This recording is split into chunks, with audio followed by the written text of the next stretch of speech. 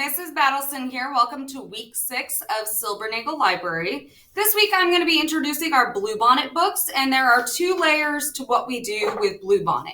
So the Bluebonnet books is a list of 20 books that the librarians of Texas have selected as the best books for 2020-2021. The librarians then get together in the spring and we vote on which one is the best book for the year. So when we do that, I want to go and use my students' votes for my vote. So to be able to do that, I need y'all to read these books. And then if you read 5 of them, I'm going to allow you to vote on which one you thought was the best. And I'm going to use y'all's votes to determine my vote. So whichever one wins y'all's vote is the one I will vote for when I go to my conference in the spring. So to be able to be eligible to vote, as I said, you need to read 5 of these books. And then I'm going to have quizzes that you need to pass over the books so that I know that you actually read it. I'm working on creating a digital version of the quizzes. I have them all written. I just have them all printed out. So I'm going to have to make Google Forms for them. So the other piece of the Bluebonnet books, so that is normally around January that we need to have these read by for the vote. So on here it says January 26th. The other layer, as I was saying, is we do a Bluebonnet competition. So that's district-wide, and all of the elementary schools get together and we compete over the books. So it's just like a trivia quiz kind of setup where the teams are asked questions, and if you've read the books, you should know the answers. And there are 5 people per team, and those 5 people on the Silbernagel team will work together to answer the questions. The last time we had a Bluebonnet Rumble, that's what we call the competition, Silbernagel won. So I want to win again. And to pick my Bluebonnet team, I am going to have a Silbernagel competition. So with all of my Silbernagel teams, they're going to compete against each other in the spring. And my winning team will go to the district competition. In the past, after the district competition, we've gone to CC's to celebrate. I'm not sure if that's going to be able to happen this year, but we will see. So creating your team, 5 people on your team.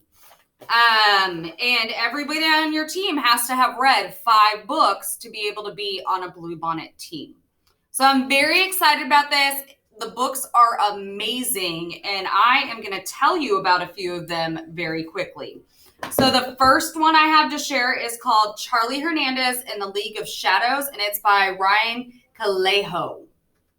So this book, on the back, I'm going to read the summary to you. So I'm sharing these in a book talk so that you can decide if you're interested in reading this as one of your 5 books. I really want you to read all 20, but if you're trying to decide between a few, I'm going to show you some today so you can decide which one you want to start with.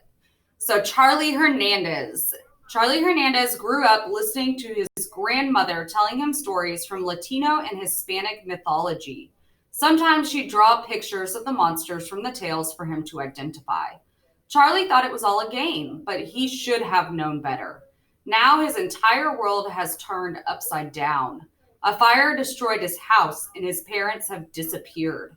He's living with a temporary guardian while the police continue to look for his mom and dad. On top of that, he's grown horns. Yes, real honest-to-goodness horns. They're small and honey-colored, but they're horns. Then the feathers appear, feathers growing out of his pores, covering his arms and chest. And suddenly he's reminded of one of his abuela's myths. This one was about a creature called a morphling, a shapeshifter. But myths aren't real, are they? As Charlie and his longtime crush, Violet Ray, set out to search for the truth, they realized that some monsters aren't hiding under the bed, they're hiding in plain sight. So that is Charlie Hernandez and League of Shadows. This one is actually a series now.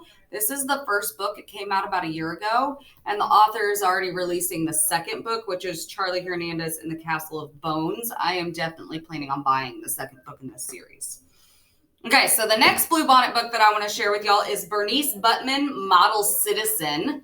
And this one is by Nikki Lenz.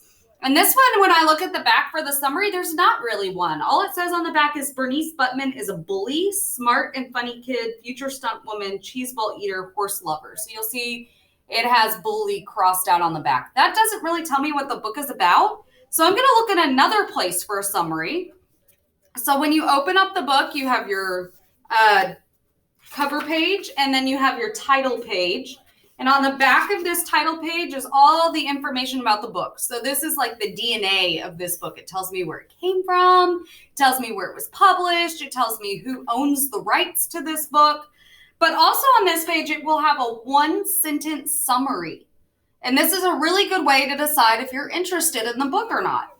So this summary says, Bernice Buttman is tired of being labeled a bully. So when her mom leaves her with her aunt, who is a nun, Bernice decides to mend her ways and become a model citizen. So now I know that this is going to be about a girl who has to go live with her aunt. She used to be a bully. Now she's trying to be a nice person. That tells me a lot more than this did on the back.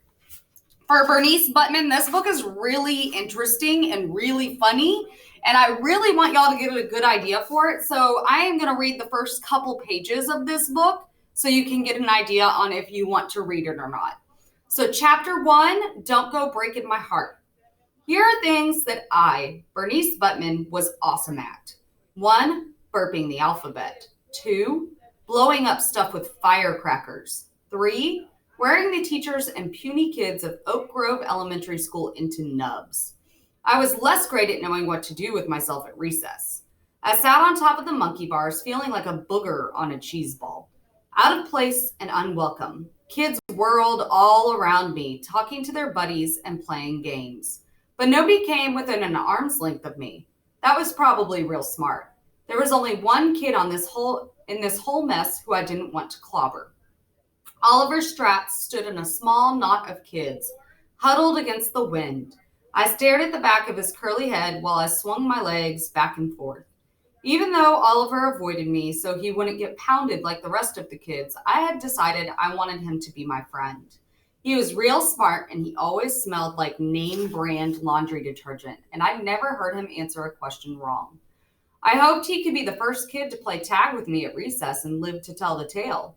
But how in blue blazes are you supposed to get someone to like you anyhow? Bernice! My mama's voice cut across the playground, making my heart yank into my throat. What is she doing here?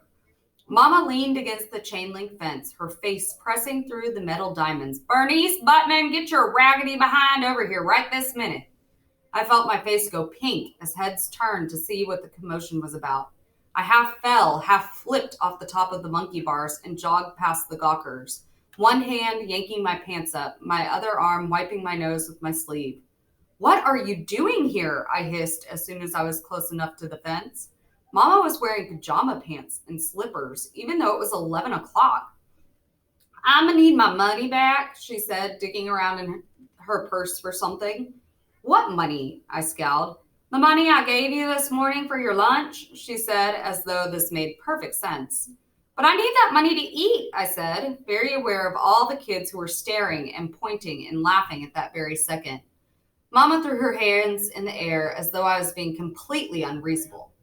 I don't know, girl. You'll figure something out. Now cough up the cash. I got to put gas in the car and get to my tattoo appointment. So that is Bernice Buttman, model citizen. The next one I'm going to share with you, this is called Night Books. Author is J.A. White, and this is our creepy book. This one has a good summary on the back, so I'm just going to read the summary. Alex has loved scary stories his whole life. Now he's trapped in one. After Alex sneaks out in the middle of the night, he becomes imprisoned by the witch Natasha in her magical apartment. Another child in the apartment, Yasmin, assures Alex that she's already tried every means of escape. Only Natasha holds the bone keys that lead back to their world, and she'll never part from them. But Natasha likes stories, and Alex's only chance for survival is to keep Natasha satisfied by reading her one of his own hair-raising tales each night. Except Alex is running out of new stories, and soon out of time. So this is the spooky option on the Bluebonnet list if you're interested in that.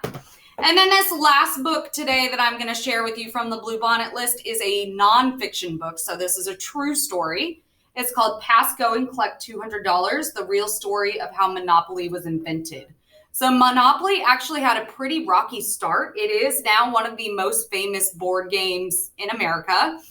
But I'm not going to give away the book, but it's very interesting. I did not know all of this stuff. So the author is Tanya Lee Stone, and it was illustrated by Steven Salerno. So pass go and collect $200. This week's assignment actually comes from this book. I want you to create your own board game this week, like they did in Pass Go and collect $200. But before I talk about that, I'm going to talk about how are you going to read these books? How are you going to get your hands on these books? So I am actually about to send out a curbside pickup Google form. In that, I'll have some directions on how you are going to handle doing that and when you will be able to pick up the books that you request. I have a book return outside of the car rider pickup door. And then when you come to pick up your books, I will be available in the car rider drop-off loop at the designated time for you to pick up. Also, do not come to pick up your books until I have contacted and said, hey, they're ready. You can come. You're free to come on this day. So I'll either call or email and let you know that. So one option is check them out from me. Option 2, check them out from the Dickinson Public Library. They have all of these Bluebonnet books. Option 3 is buy them. I mean, Amazon has all of these books. So if you want to buy your own copies, that is available. I am working on getting digital copies of these books for McAnvia. If that happens, if I get my grant, that'll happen sometime at the end of October, I believe. So I just also want to remind you that you need to be tracking which of these books you have read. I will have a tracking sheet and this packet attached in Google Classroom. Okay, so back to the assignment for this week. You're going to create your own board game like they did in Pass Go. I have a Google slide that is attached to this assignment, and you can pull slides out of there and customize it to make your own board game.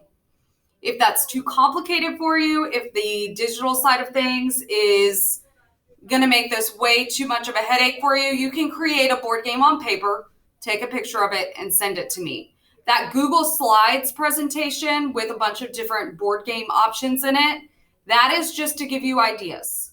That is just templates that you can borrow from and use. Do not feel like you need to use everything in those slides. That will be completely overwhelming and not the point. I want you to be enjoying creating your own board game. And then, as always, when you are done, make sure you click Turn In on Google Classroom.